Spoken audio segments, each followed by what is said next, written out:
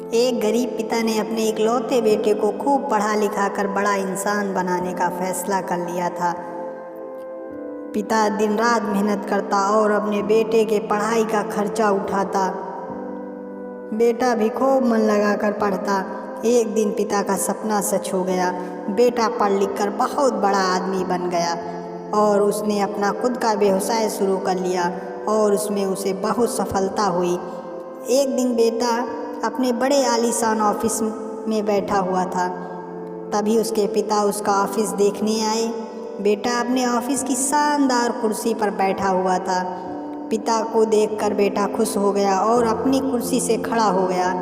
पिता ने बेटे को कुर्सी पर बैठाए और बेटे के पीछे खड़े हो गए और उसके कंधों पर अपना हाथ रखते हुए कहा, बेटा, तुम्हें पता है कि आज दुनिया में सबसे शक्तिशाली इंसान का एहसास किसे होता होगा?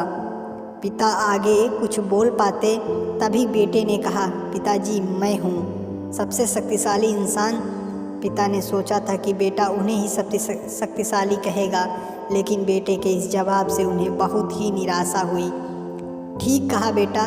इतना कहते ही पिता बेटे के ऑफिस से जाने ही लगे थे कि एक बार और पीछे मुड़कर वही सवाल बेटे से किया, बेटा, तुम्हें अभी भी लगता है कि तुम सबसे शक्तिशाली हो?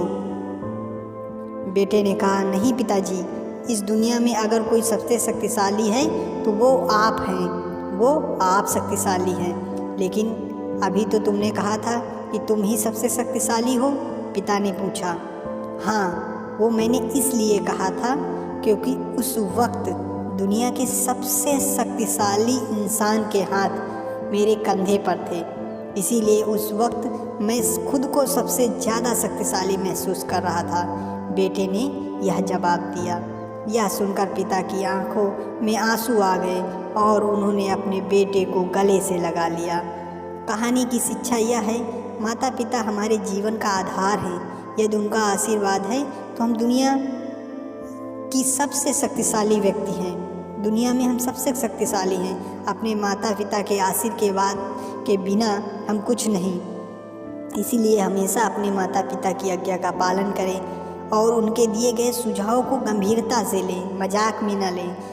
कृपया करके वीडियो को लाइक, शेयर, सब्सक्राइब कर दें ताकि आपको ऐसी अच्छी अच्छी कहानियाँ मिलती रहें। धन्यवाद।